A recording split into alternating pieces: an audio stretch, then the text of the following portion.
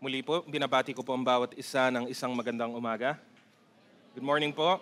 Good morning po sa ating lahat. Good morning po mga kapatid. Good morning po sa ating mga bisita, mga panauhin at welcome po sa The Lord's Temple Ministries. Ibigay nga po natin minsan pa sa ating Panginoon ang pinakamalakas na papuri. Purihin po natin ang Panginoon. Karapat-dapat po siya sa lahat ng ating mga pagsamba at awitan po. At ngayon naman po, tayo naman po ang kanyang pagpapalain sa pamamagitan ng kapahayagan ng kanyang salita. Kaya bago po tayo magpatuloy sa pakikinig ng salita ng Diyos, ay muli pong inaanyayahan ko po ang lahat na manalangin. Aming dakilang Diyos, maraming salamat sa inyong kagandahang loob. Tunay na napupuno ng kagalakan ang aming mga puso, na hatiran ka ng aming mga papuri at pagsamba. Lahat ng aming mga pasasalamat, Panginoon, na tanging sa inyo lamang namin ibinibigay. Salamat dahil hindi kayo nagkulang at hindi kayo nagbabago, Panginoon, sa inyong pakikitungo sa amin na inyong mga anak. At araw-araw, oras-oras ay nararanasan namin ang inyong biyaya. Sa umagang ito ay nagpapakumbaba kami sa inyong harapan. Linisin niyo, Panginoon, ang aming mga puso at isipan at nawa makapasok ng gusto ang kaunawaan ng inyong mga salita at ang mensaheng nais yung ihatid sa amin sa oras na ito. Magliwanag sa aming mga puso at isip ang mga salitang ito. Higit sa lahat ay simulan naming gawin ang anumang mga pinapagawa ninyo ayon po sa inyong kalooban. Gamitin niyo po ako bilang inyong tagapagsalita at itago niyo po ako sa inyong likuran at kayo lamang, Panginoon, ang siyang maitaas at malwalhati sa oras na ito. Sa inyo namin ibinabalik ang pinakamataas na papuri at pagsamba. Ito ang aming dalangin sa pangalan ng aming Panginoong Hesus. Amen. Purihin po natin ang Panginoon minsan pa. Nung nakaraan pong linggo, yung mensahe pong napakinggan po natin, patungkol po sa kahalagahan o yung pong significance ng muling pagkabuhay ng ating Panginoong Hesukristo.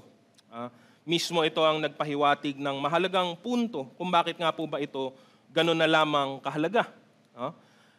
Sa pamamagitan nito, naunawaan natin hindi lamang ang muling pagkabuhay ng ating Panginoong Hesus, kundi pati rin po ang atin pong pagtugon dito.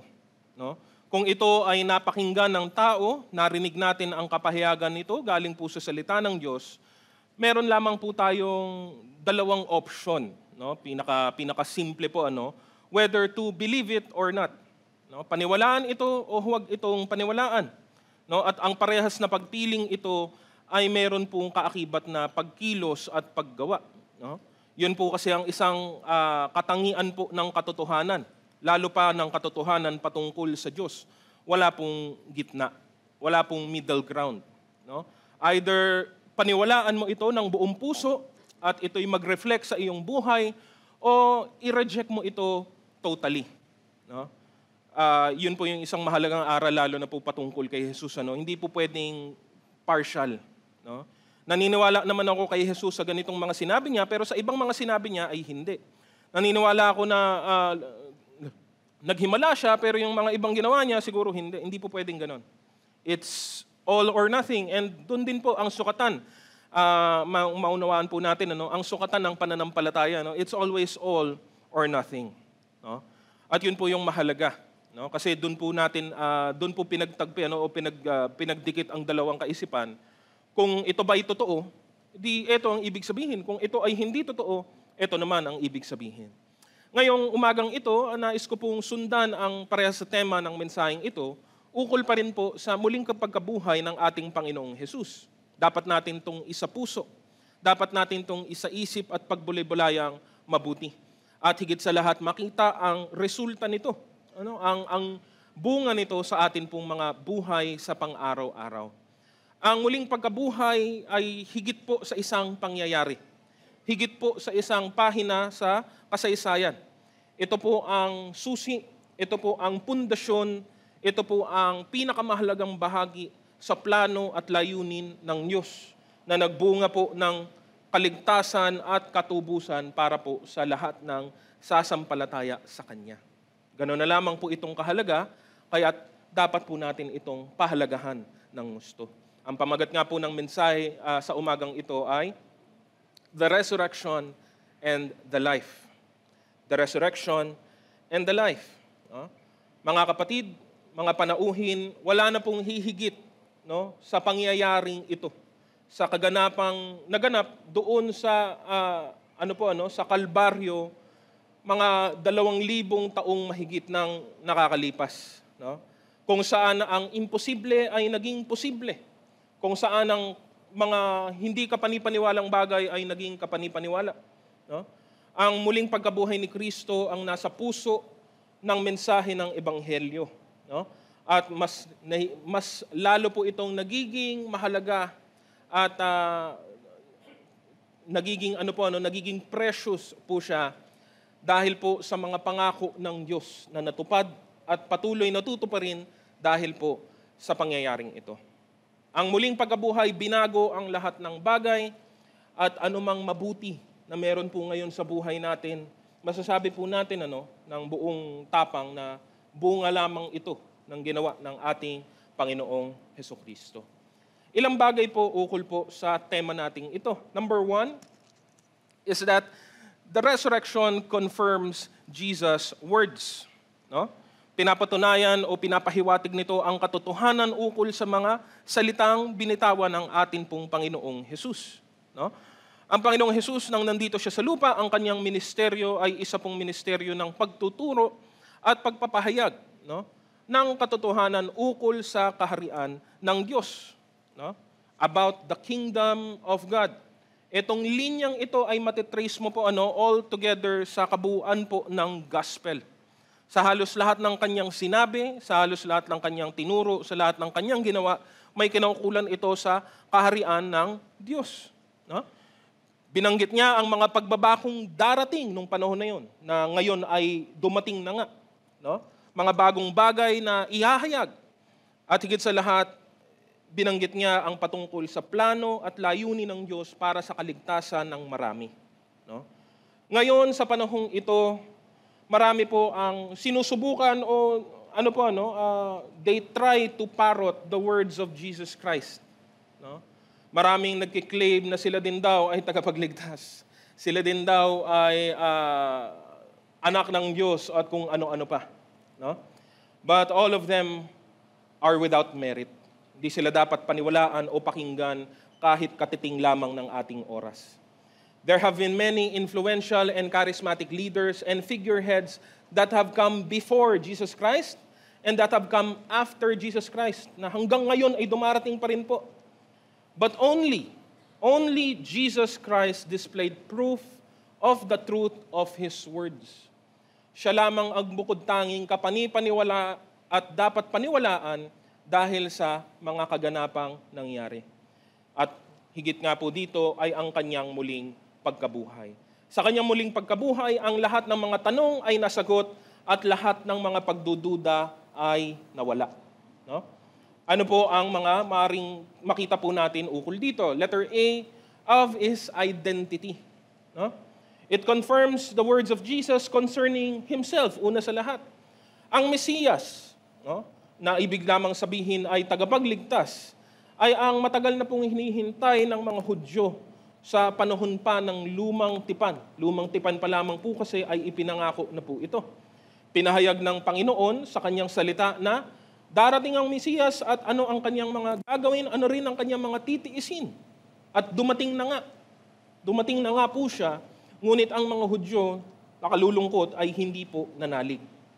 They rejected Him, and they were the ones humanly responsible that put Him to death on the cross. No? Pero kahit man yun, ito man ay bahagi pa rin ng plano ng Diyos para po sa kaligtasan. Sabi po sa Aklat ng Gawa, 13, 26, 29, mga kapatid kong mula sa lahi ni Abraham at mga taong may takot sa Diyos, tayo ang pinadalhan ng balitang ito tungkol sa kaligtasan.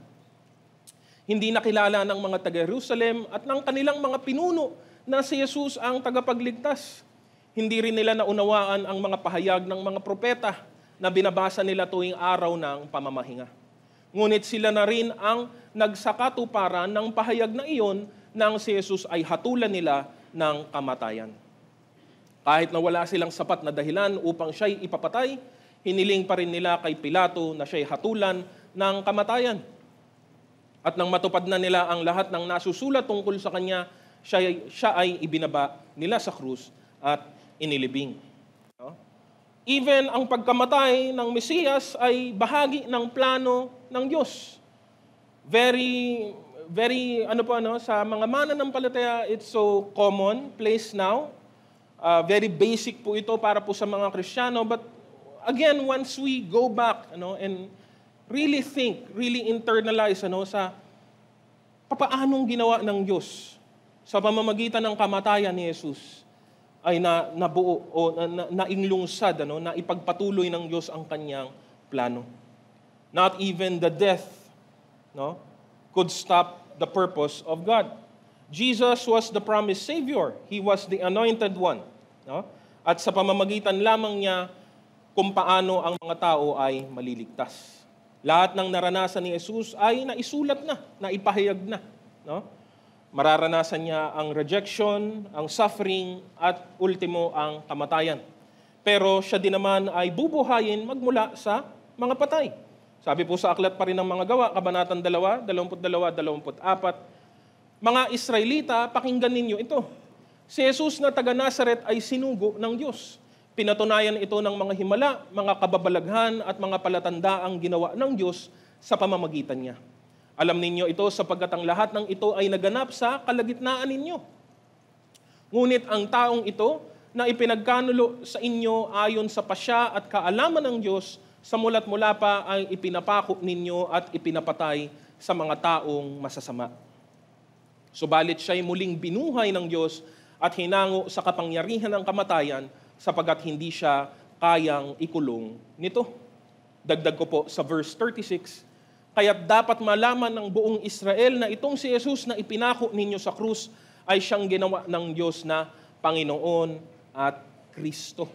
Again, the title of Christ, Christ is a title, Christ meaning Savior, Siya ang tinalaga ng Diyos na tagapagligtas, And even then, the scriptures themselves attest to the fact that the Messiah would die but be raised from the dead. Tuloy po natin yung kanina, Acts chapter 13, 32 hanggang 35. Ngayon ay dala namin sa inyo ang magandang balita na ang pangako ng Diyos sa ating mga ninuno ay tinupad na sa atin ng kanilang mga anak nang muli niyang buhayin si Jesus. Ito ang nakasulat sa ikalawang awit, ikaw ang aking anak, mula ngayon ako na ang iyong ama. Tungkol naman sa kanyang muling pagkabuhay at di pagkabulok ng kanyang katawan ay sinabi ng Diyos, ipagkakaloob ko sa inyo ang mga banal at maaasahang pagpapala gaya ng ipinangako ko kay David. At sinabi rin niya sa iba pang bahagi, hindi mo hahayaang dumanas ng pagkabulok ang iyong banal. Si Apostol Pablo ang nagsasalita, at ang kinukot po niya ay mga lumang tipang mga salita, galing po sa aklat ng mga awit. Unang sinalita ni Haring David, ngunit pinapatukoy dito sa bagong tipan na ang tinutukoy pala talaga ay walang iba kundi ang ating Panginoon. Bakit po ito mahalaga? Because anybody can claim anything. Pwedeng sabihin ng kahit sino sa atin ang anumang bagay, madali lang po yun. Laway lang po yun. Pero to prove, to back up those claims, to fulfill those claims is a whole different matter.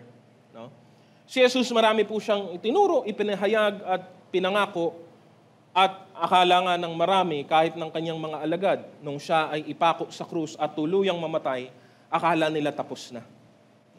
Akala nila doon na po natapos ang kwento, Sila ay dismayado, sila ay malungkot. Sila ay nagsimula ng bumalik sa dati nilang buhay dahil akala nila wala na.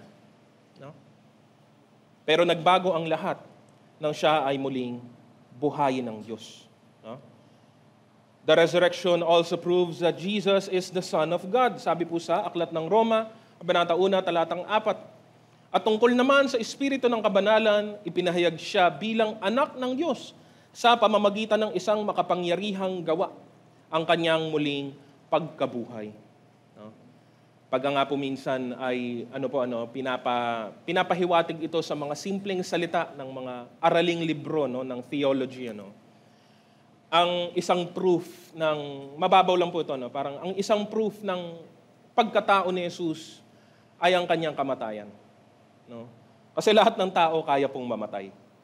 Pero ang irrefutable proof, ang isang pruweba na hindi po maitatanggi ni numan ng kanyang pagiging Diyos ay ang kanyang muling pagkabuhay. Kasi wala pong taong kayang buhayin muli ang kanyang sarili. Never have been, never before, and never again. Tanging si Jesus lamang ang gumawa at nakagawa ng bagay na ito. Siya ay tunay na tao, pero hindi katulad ng sino mang tao. Siya ay hindi nagkasala. Siya ay Diyos na nagkatawang tao. At ang muling pagkabuhay niya ang siyang pruweba ng katotohanan ng kanyang mga sinasabi. Maraming mga tao ang gustong i-disprove ang bagay na ito. That He is the Son of God. The Son of God meaning that Jesus Christ claiming to be God Himself. Iyan naman po ang pinahayag ni Apostol Juan sa kanyang sinulat. Aklat ng Juan, Kabanatang 1, Talatang 1, nang pasimula ay naroon na ang salita. Ang salita ay kasama ng Diyos at ang salita ay Diyos. At talatang 14, ang salita ay naging tao at nanirahan sa piling namin. Nakita namin ang kalwalati ang tunay na Kanya bilang kaisa-isang anak ng Ama. Siya ay puspos ng kagandahang loob at ng katotohanan. Mismo ang mga pinuno ng mga Hudyo, ito po ang ginamit na salita o na dahilan laban mismo kay Jesus. They accused Jesus of blasphemy. Kasi daw inaangkin niya yung para daw sa Diyos. Dahil sinasabi ni Jesus ang mga bagay na karapat-dapat lamang ang Diyos na magsabi, pero yun nga yung hindi po nila maunawaan. Remember that it was the reason why the Jewish leaders put Jesus to death. Because of His words, because of His claims of being the Son of God. At yun nga po ay pinatunayan sa talatang 10 hanggang 11, mababasa din po natin, dumating ang salita sa sanlibutan, ngunit hindi siya kinilala ng sanlibutang ito na nilikha sa pamamagitan niya. Pumunta siya sa kanyang bayan, ngunit hindi siya tinanggap ng sarili niyang kababayan. But the resurrection tells us of the exalted nature of Christ. He was not just a man. He was a man, but not just any man. Not just any teacher, not even a great prophet or a charismatic leader. May katotohanan man ang mga kapahiyagang ito at mapapatunayan naman ang lahat ng mga titulong ito para kay Kristo. Pero ang pinakamahalaga sa person ni Jesus Christ is that He was the only Son of God. Because only God has the power over life and death. And only Jesus overcame death by His own power. Sabi po sa Hebreo, Kabanata 1, Talatang 3, ang anak ang maningning na sinag ng Diyos. Kung ano ang Diyos ay gayon din ang anak. Siya ang nag-iingat sa lahat ng bagay sa pamamagitan ng kanyang makapangyarihang salita. Pagkatapos niyang linisin tayo sa ating mga kasalanan, siya'y umupo sa kanan ng makapangyarihang Diyos doon sa langit. The resurrection changed everything. Not only that, it gave proof and authenticity to all of His other promises. At yun po yung letter B. Confirms Jesus' words about every promise that He made. Ang pangyayaring ito ang siyang nagbigay din ng konkretong kumpirmasyon sa ating lahat na ang lahat ng mga sinabi ng ating Panginoong Jesus ay totoo. Again, it's simple, di ba? Kung hindi nabuhay ng muli si Kristo, ang sasabihin lang ng mga alagad ay bakit natin paniniwalaan ang lahat ng kanyang ibang mga sinabi? There's no validity to everything else, to anything else that He said. Ang pagkabuhay na muli ang sigurong pinakamabigat na claim.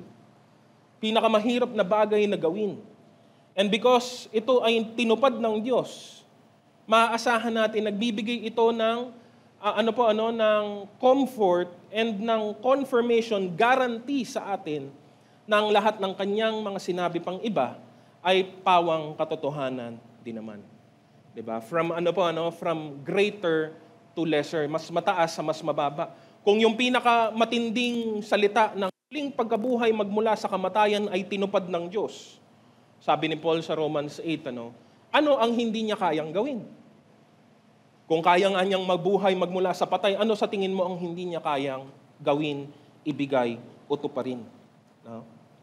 Aside from the many teachings and miracles Jesus did, He also made very bold statements and promises. No? Again, kung hindi po nangyari ang muling pagkabuhay, ang mga salitang ito ay mawawala ng bisa, mawawala ng ibig sabihin, sa pinakamaganda ng usapin, At sa pinakamasama naman, itong mga salitang ito ay mapanlin lang at nakakapanira sa pinakamasama. No? Nothing good can come out kung hindi po totoo, kung hindi po nangyari ang resurrection. Pero dahil si Jesus nga ay talagang muling binuhay magmula sa mga patay, pwede nating paniwalaan at higit pa doon, dapat nating paniwalaan ang lahat pa niyang mga sinabing iba. No? At muli, naghahatid ito ng kagalakan at kaaliwan sa bawat mananampalatayang na kay Kristo. Ilan lang sa mga pinangako ng Diyos na maraming mga mananampalataya, maraming mga hindi pa sumasampalataya ay isang araw paniniwalaan din ang mga pangakong binigay po niya. No? Ilan po dito ay babanggitin ko. Number 1, pinangako niya ang kapahingahan. No? Ano po kaya ang sinabi ni Jesus ukol dito? Marahil alam na po natin. Mateo Kabanata 11, 28 hanggang 30. Lumapit kayo sa akin, kayong lahat na nahihirapan at nabibigat ang lubha sa iyong pasanin, at kayo'y bibigyan ko ng kapahingahan.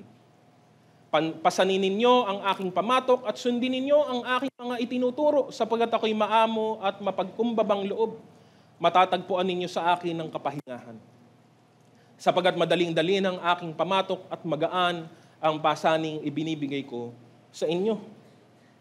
We can rest assured in the rest that Jesus Christ gives because we know that He does everything that He said. No? Nangako din siya ng isang masaganang buhay. Number 2, an abundant life. Sabi po sa aklat ng Juan, Kabanata 10, talatang 10. Dumarating ang magnanakaw para lamang magnakaw, pumatay at manira. Naparito ako upang ang mga tupa ay magkaroon ng buhay, ng isang buhay na masagana at ganap. At ang kaganapan o ang kasaganaan sa buhay na tinutukoy ni Jesus ay higit pa sa mga pisikal na bagay. Yun ang lagi nating dapat pong alalahanin sa kanyang sinasabi. No? Abundance is more than just the physical. No? It is the spiritual blessings, the spiritual peace, the spiritual joy that can only come from God. No? And this abundance is only accessible through Christ. Kung wala si Kristo, kung wala ka kay Kristo, you have no access. We have no access to such things. No? The abundant life can be experienced right now.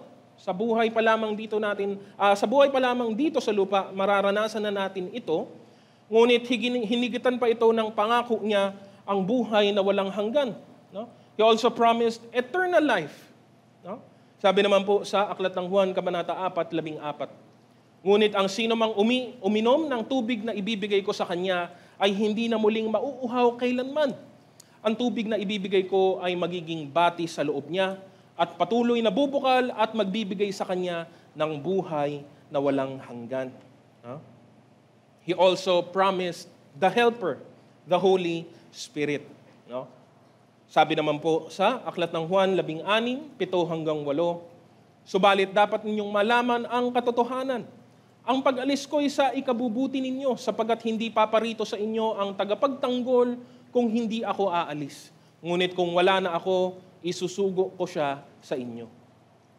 Pagdating niya ay kanyang patutunayan sa mga taga-sanlibutan na mali ang pagkakilala nila tungkol sa kasalanan, tungkol sa pagiging matuwid, at tungkol sa paghatol ng Diyos.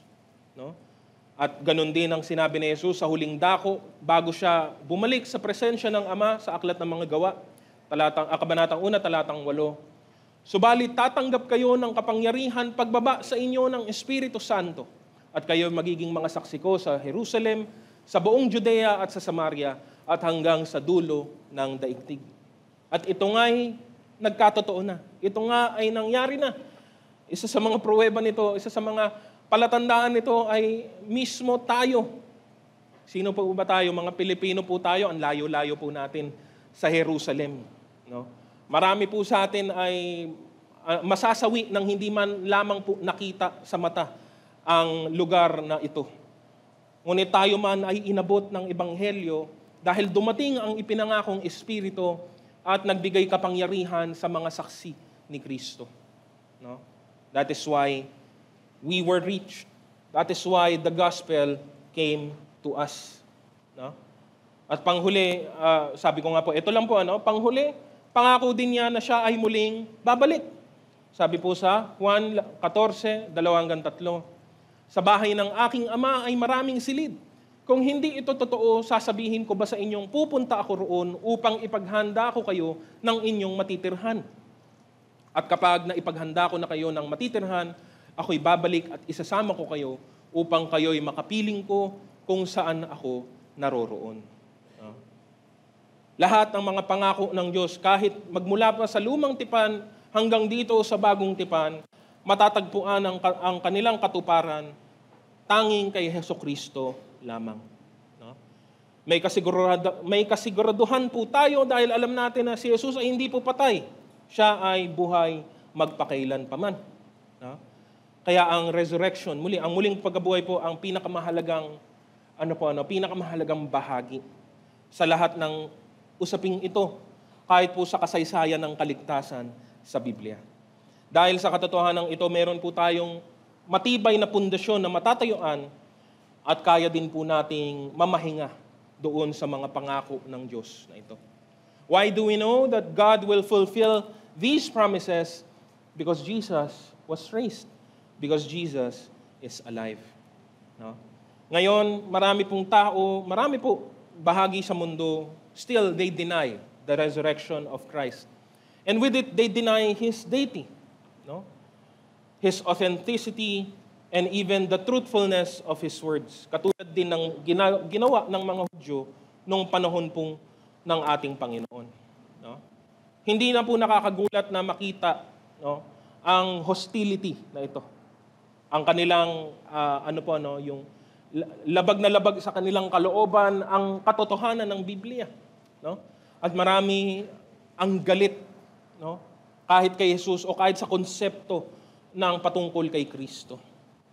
Pero salamat sa Diyos dahil tayo, sa pamamagitan ng Kanyang biyaya, tinanggap po natin ang kabuuan ng katotohanan ukol sa kapahayagan kay Kristo.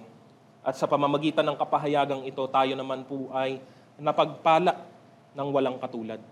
Sabi nga po ni Apostol Pablo sa unang Korinto Kabanata 1:18, ang mensahe tungkol sa pagkamatay ni Kristo sa krus ay kahangalan para sa mga taong naliligaw ng landas. Ngunit ito'y kapangyarihan ng Diyos para sa ating mga naliligtas.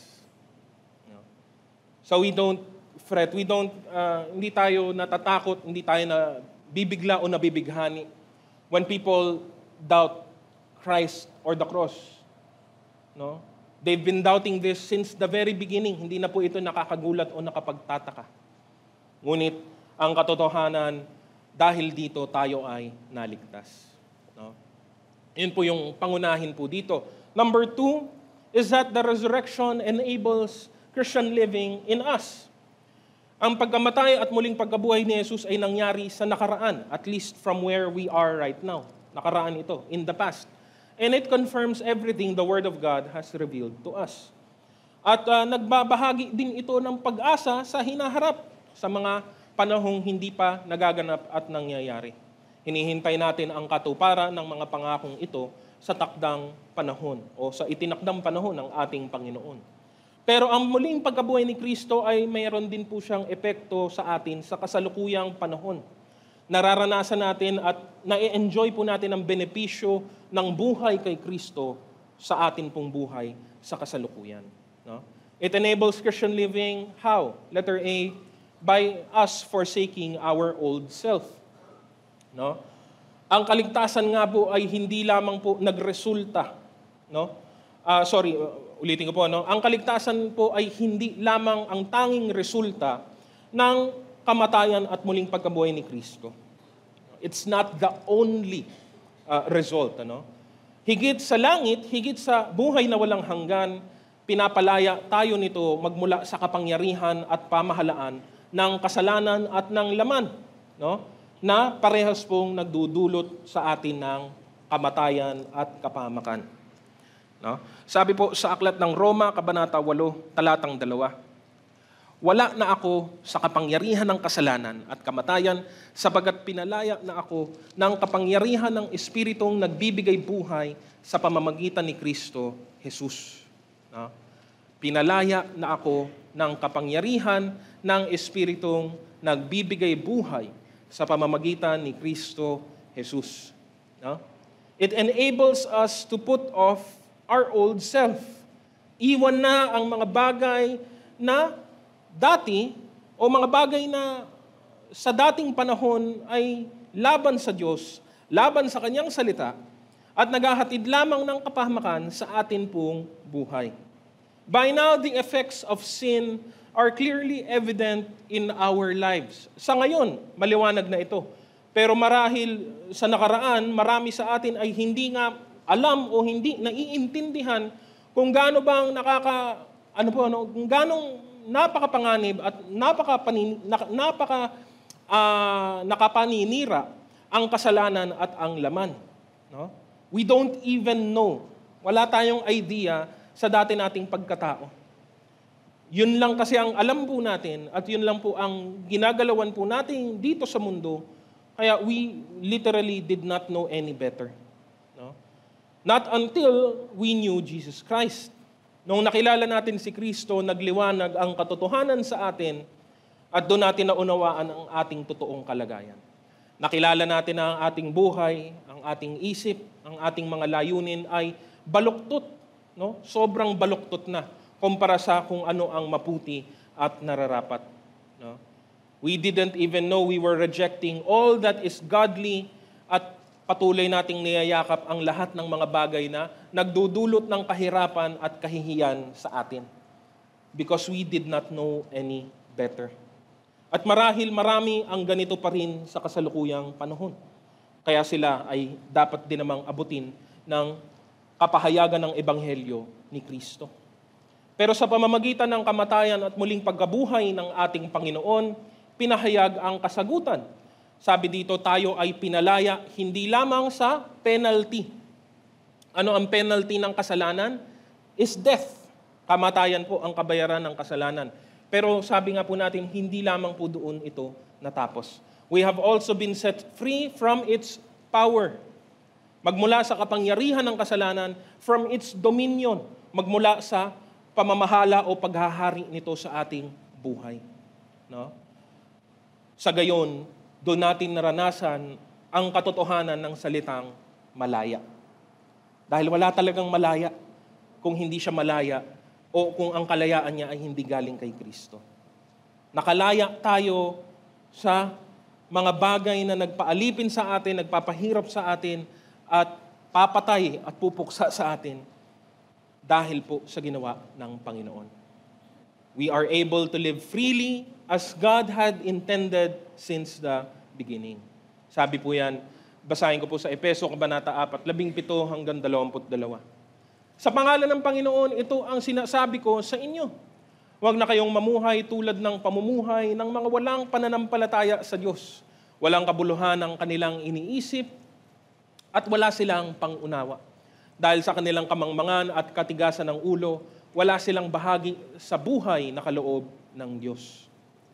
Sila'y naging alipin ng kahalayan at wala na silang kahihiyan kaunti man lamang. Wala na silang inaatupag kundi pawang kalaswaan.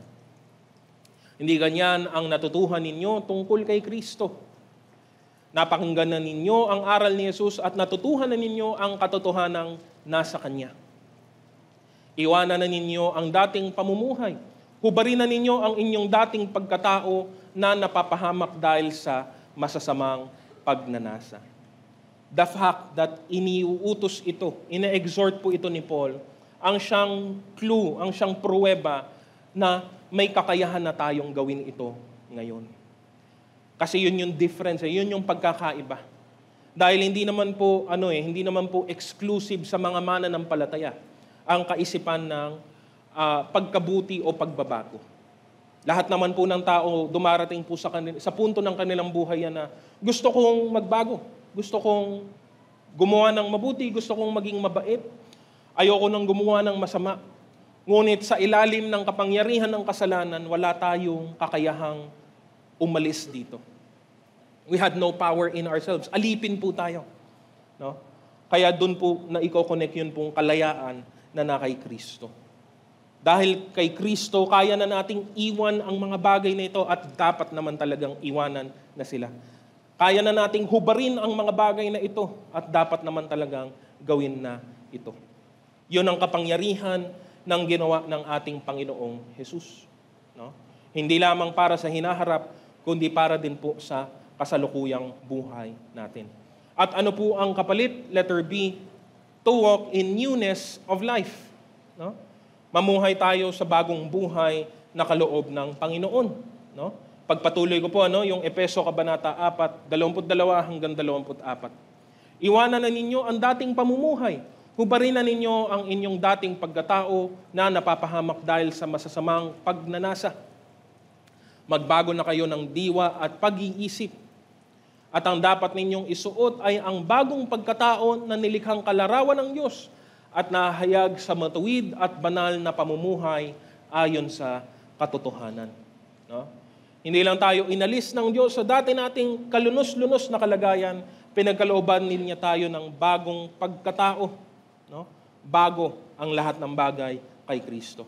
Bagong buhay sa pamamagitan niya. Pinaliwanag niya Apostol Pablo sa aklat ng Roma. Sabi po niya, Roma Kabanata 6, 3-4, hindi ba ninyo alam na tayong lahat na nabautismuhan kay Kristo Jesus ay nabautismuhan sa kanyang kamatayan? Sa makatuwid tayo'y namatay na at nalibing na kasama niya sa pamamagitan ng bautismo upang kung paanong binuhay muli si Kristo sa pamamagitan ng dakilang kapangyarihan ng Ama, tayo rin ay magkaroon ng panibagong buhay. Diba? Maliwanag po, no? Hindi lamang po yung buhay na walang hanggan sa hinaharap, kundi yung buhay, yung panibagong buhay sa kasalukuyan. Dahil dito, ngayon nakakatanaw at nakakaunawa na po tayo ng mga bagay na higit, no? Higit po doon sa dati nating nakikita, higit doon sa makasalanang laman, no? Higit doon sa kasalanang nagahari sa atin. Nararanasan natin ngayon at nauunawaan ang biyaya at kapangyarihan ng Diyos sa atin pong karanasang buhay sa kasalukuyan. Nararanasan natin ang katotohanan ng mga katuruan ni Kristo gaya ng kanyang ginusto para po sa atin. Yung lahat ng tinuro ng Panginoong Jesus nung nandito siya sa lupa ay nagiging epektibo lamang doon sa mga sumasampalataya sa Kanya. No? Doon lamang po sa maikli lang siya kung babasahin pero napakahaba po kung aaralin, yung pong Sermon on the Mount. Yun lamang po, kulang na po ang isang buwan para po unawain at lalo na isagawa ang mga ito. Ukol sa mga aral ng Panginoon tungkol sa galit, tungkol sa inggit, tungkol sa pera, tungkol sa pag-aasawa, at marami pang iba. No? Because of this newness of life, it makes sense to us. Di ba? Kaya nga ang hirap po Subukan mo pong ituro ang pagkabago ng buhay doon sa patay, it does not work. Hindi po siya uubra. Kasi magkakaroon po ng disconnect. No? Para pong sa telecoms, subscriber cannot be reached. Hindi po kayo magko-connect Ito ang sabi ng Diyos na dapat mong gawin. Sasabihin ng taong patay ang espiritu, ba't ko gagawin yun? Hindi ko kailangan gawin yun. Walang halaga ang mga bagay na ito sa akin. Anong patawarin ko ang aking kapatid? Ano ang mahalin ko ang aking kapwa? Hindi. Kung may pakinabang sa akin, gagawin ko. No? But because of this new life in Christ, everything falls into place. Nakikita natin ang kahalagahan nito. Nakikita natin ang katotohanan nito. Before, tayo po ay meron pong default na setting. Ang setting ng tao sa kanyang makasalanang kalagayan is that he rejects everything that is of God. No? Tinatanggi niya ang anumang bagay na galing sa Diyos o para sa Diyos. No? Now, nagbago na po. Now, actually, 180-degree turn. Baliktad na po. Now, we delight in God and all that He is. Naranasan natin at patuloy na naranasan ang Kanyang presensya, ang Kanyang kapangyarihan, ang Kanyang pag-ibig, ang Kanyang probisyon, ang Kanyang kabutihan, ang Kanyang biyaya, at marami pang iba. Hindi po natin mauubos sa isang umaga ito. No? At nakikita natin ang lahat ng bagay sa kung ano talaga siya. We see sin for what it really is, and we see goodness and godliness for what we truly gain. No? Ngayon, sa panibagong buhay na ito, kaya na rin nating iwasan ang laman at kasalanan at kaya nating gawin ang kapuri-puri at katanggap-tanggap sa atin pong Panginoon.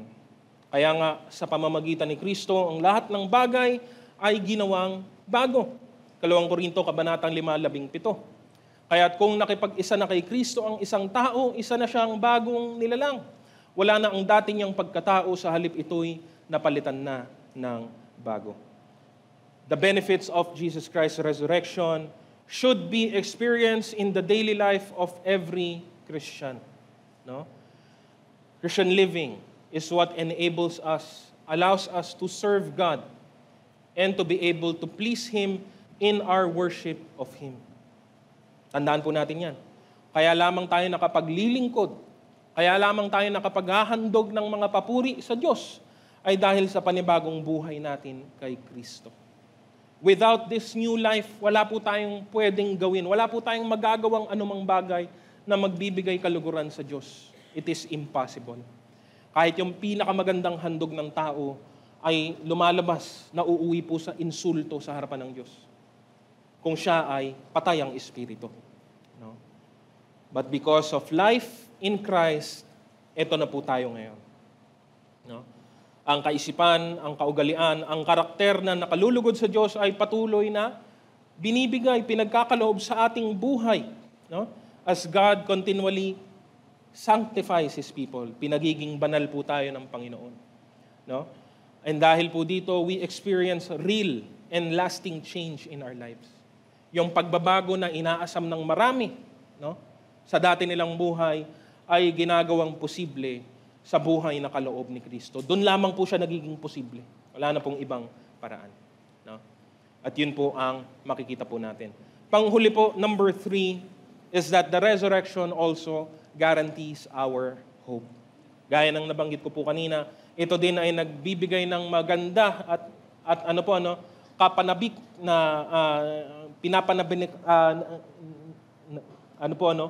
pananabik sa pangakong ito na ibinigay ng Diyos sa atin. No?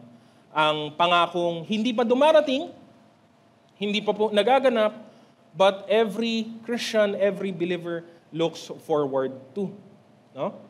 It guarantees our hope. Ano po ang mga tinutukoy po dito? Letter A, it assures us death is not the end. No? Dahil, bakit nga po ba napakahalagang punto nito para po sa ating mga tao? Because for the longest time, death was the end. Ang kamatayan ang huling dako ng buhay, ang kamatayan ang tuldok sa kwento ng buhay po natin.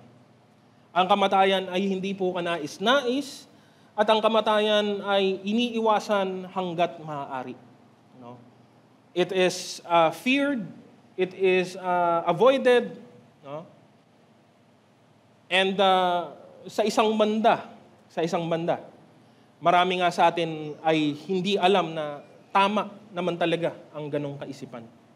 Hindi dahil pag namatay ka ay wala ka ng buhay, kundi hindi natin alam sa dati nating kalagayan na wala tayong idea na kapag namatay ka ay darating pala ang kahatulan.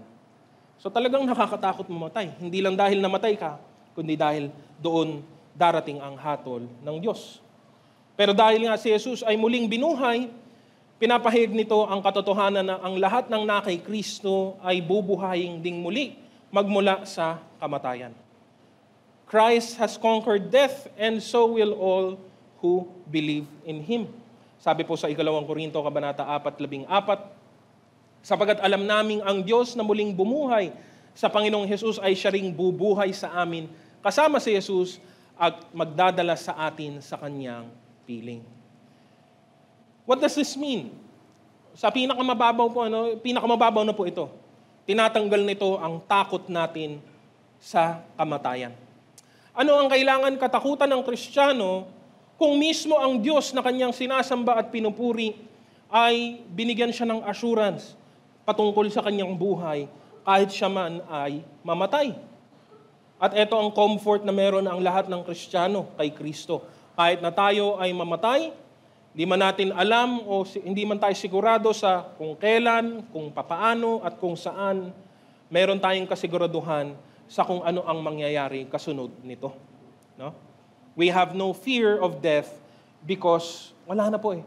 Wala na po tayong dahilan para katakutan pa ang bagay na ito. No? Para sa marami, ang kamatayan is the end of life, the end of purpose, the end of ambitions and dreams, and the end of hope for many. Kaya nga, kung meron man pwedeng gawin para iwasan ang kamatayan, susunggaban ito ng marami. No? But for the Christian, death is just the beginning of something even better. No? Sa tamang konteksto, sa pinaka-angkop na konteksto, masasabi ng mga mananampalataya. Masasabi natin ng buong katapatan. In all honesty, masasabi natin, we look forward to death. Hindi sa gusto ko nang mamatay ngayon, pero alam mo yon, hindi ako nag-aatubili, nag-aalangan, natatakot, because it's just a transition. Hindi ito ang pagtatapos at lalong hindi ito kahatulan, kundi ito ay simula ng panibagong buhay. Even if we die, we have hope. And only believers in Christ can greet death with peace in their hearts. Yun po talaga.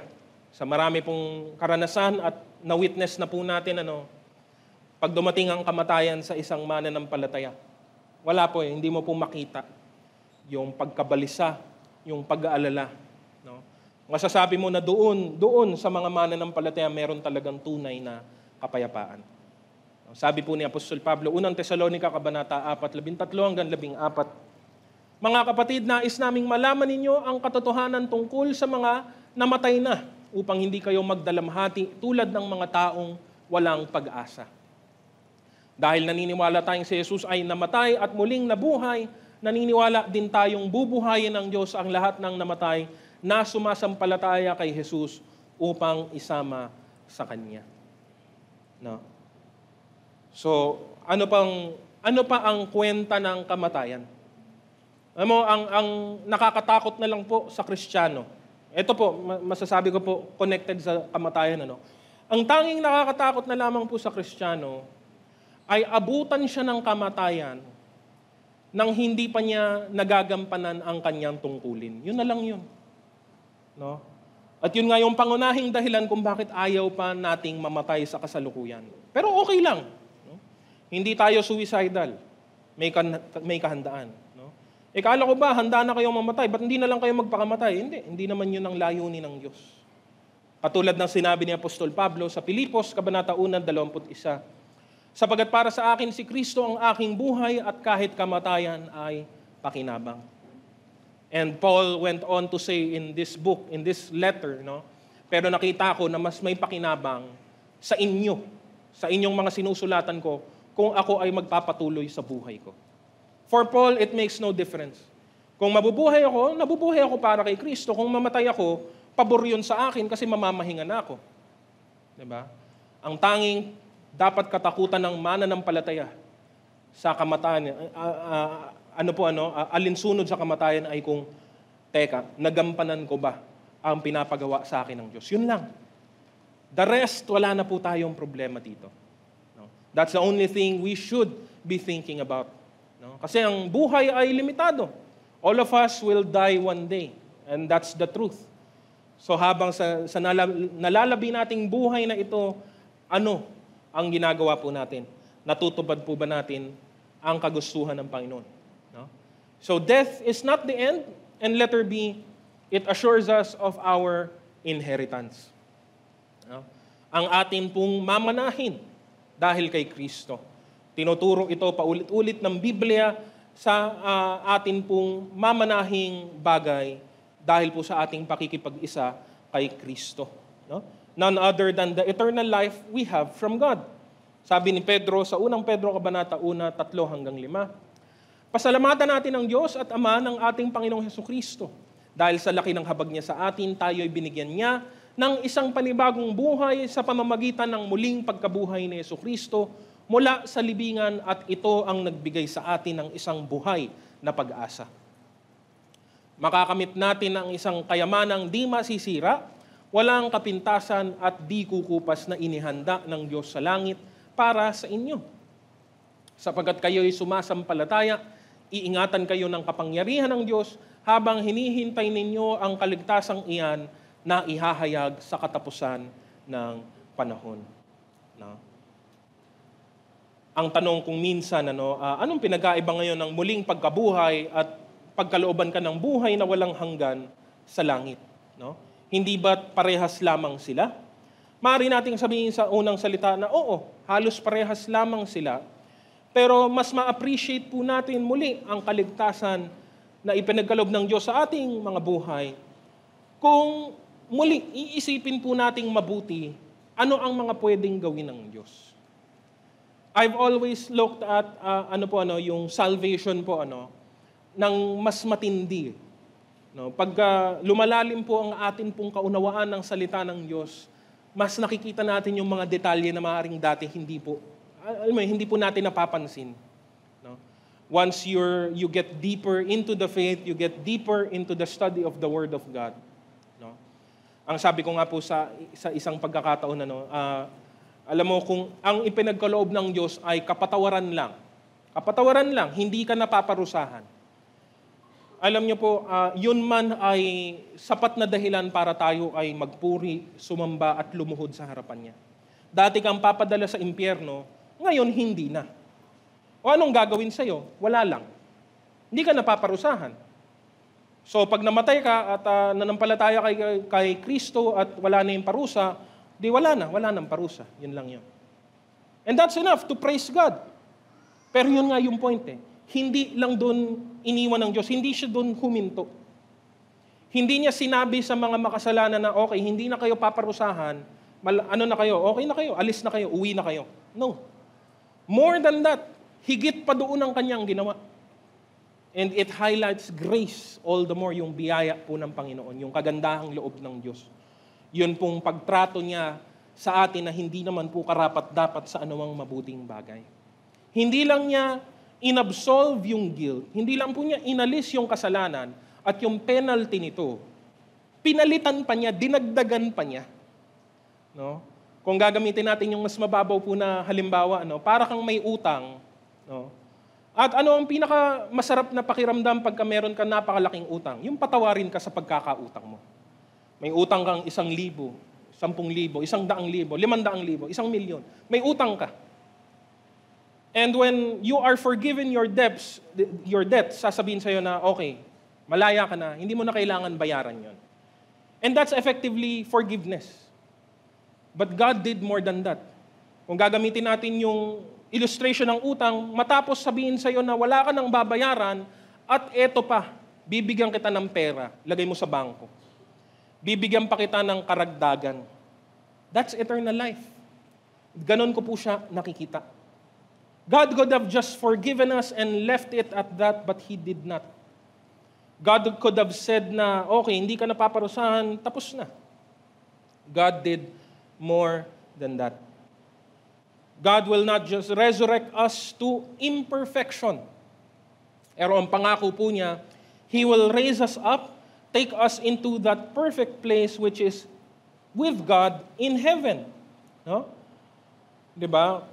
May muling ang pagkabuhay, pero pagkabuhay mong muli, nandito ka pa rin sa lupa. Anong klaseng buhay po yun? Siguro kung ganun lang din, tatanggi na lang po ako. No? Bubuhayin ka muli dito sa lupa din, pa rin. Dito ka pa rin. Ayoko na lang. Thank you na lang. No, God will raise us up, sabi po ng Bible, not just with anybody, not just with our old bodies, with a glorified body.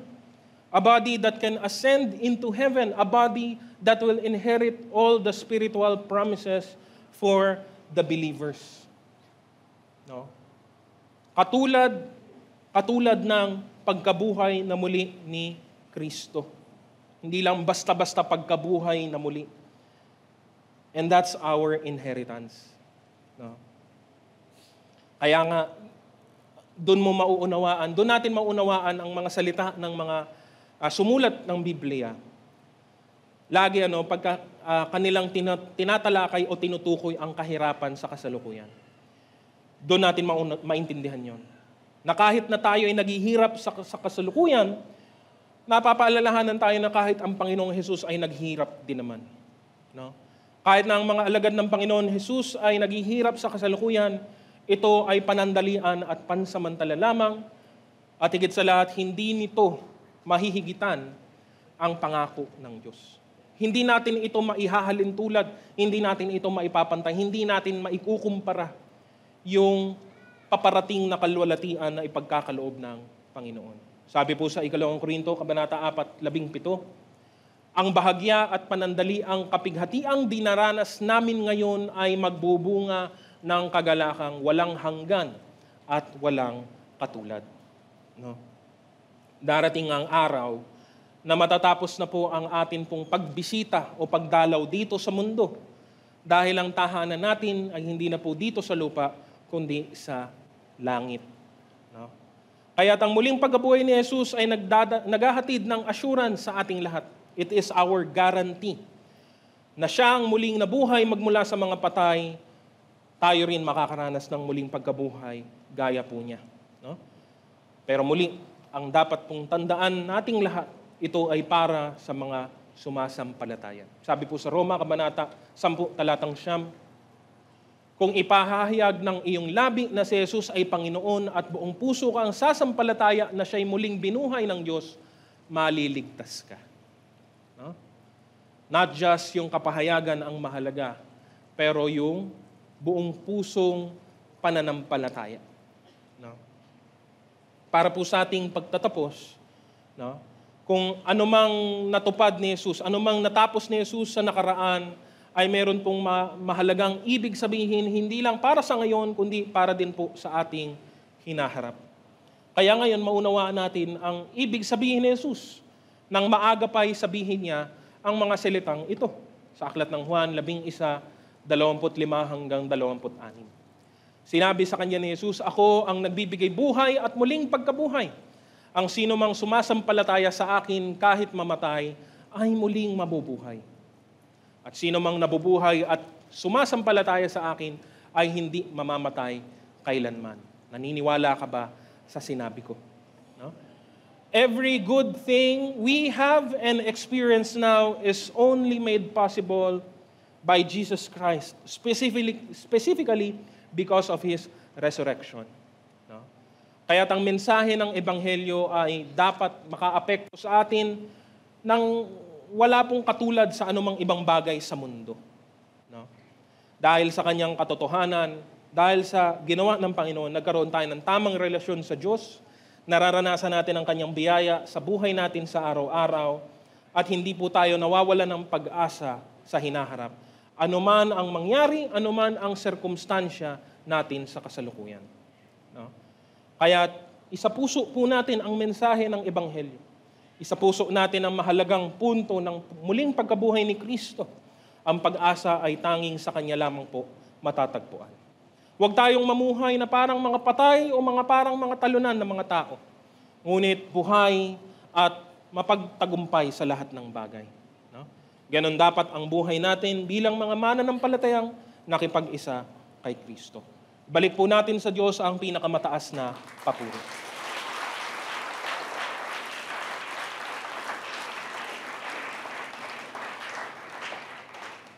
Naanyahan ko po tayong lahat na tumayo na po at tayo po ay manalangin.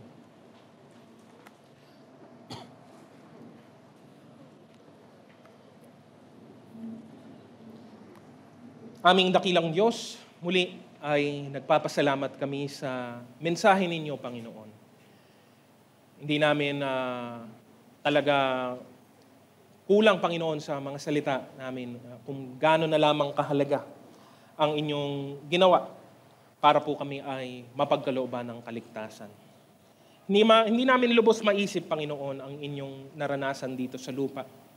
Nang kayo ay saktan, kayo ay hiyain, kayo ay patayin, Panginoon, at pahirapan. Ngunit naniniwala kami at alam po namin na sa pamamagitan nito, dumaloy ang buhay, ang kapatawaran at ang kaligtasan sa aming lahat dahil dito. Kaya wala na kaming ibang magawa o masabi kundi, salamat, Panginoon. Salamat sa inyong buhay, salamat sa inyong kaloob na buhay, salamat sa inyong biyaya at kagandahang loob. Ngayon naman, sa pamamagitan ng mensaheng aming napakinggan, nawa ito magpaalala sa amin sa aming pananampalataya at katapatan. Nawa'y matagpuan nyo kaming tapat sa lahat ng bagay, sa aming buhay, sa aming mga gawain, lalong-lalo na nga, Panginoon, sa amin pong paglilingkod. Patuloy naming isipin at muling sariwain sa aming mga puso ang katotohanan ng inyong kaloob na buhay para sa amin. Upang hindi kami maligaw, upang hindi kami madistract, upang hindi kami mawala, Panginoon, sa aming landas at layunin sa kasalukuyan. Mapag-ingatan naming mabuti ang inyong mga salita at ganun din naman ay huwag kaming mag-atubili at huwag kaming mahiyang ipahayag din ito at ipaabot sa marami pang ibang mga tao. Marami pa ang nangangailangan ng inyong ebanghelyo. Marami pa ang naliligaw at nasa gitna ng matinding kapighatian. At alam namin na kayo ang kasagutan sa mga problema ng tao. Kaya maraming salamat, Panginoon, at patuloy kami nagtitiwala sa inyo sa aming mga buhay, sa aming kaligtasan, at sa aming pag-asa sa hinaharap. Tanggapin po natin ang bendisyon sa Diyos na makagagawa ng higit kaysa lahat ng maaari nating hilingin at isipin sa pamamagitan ng kanyang kapangyarihang nagahari sa atin. Sumakanya ang kapurihan sa pamamagitan ng Iglesia at ni Kristo Jesus magpakailanman. Ang lahat ng pinagpala sa umagang ito ay magsabi ng Amen. Purihin po natin ang Panginoon.